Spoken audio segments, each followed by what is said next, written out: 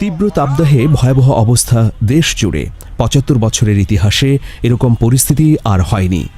Hit স্ট্রোকের মারাত্মক এই অবস্থায় রাজধানী ঢাকার ক্লান্ত তৃষ্ণার্ত পথচারীদের বিনামূল্যে শরবত রুয়াফজা পান করাচ্ছে হামদর্দ ল্যাবরেটরিজ ওয়াকফ বাংলাদেশ। আধুনিক হামদর্দের প্রতিষ্ঠাতা ডক্টর হাকিম মোহাম্মদ ইউসুফারুন ভূঁইয়ার নির্দেশে রাজধানী জুড়ে এ কার্যক্রম পরিচালনা করা হচ্ছে। এমন উদ্যোগে ভীষণ খুশি সাধারণ মানুষ। তারা জানালেন, রুহ আফজা সবার কাছে প্রিয় একটি শরবত।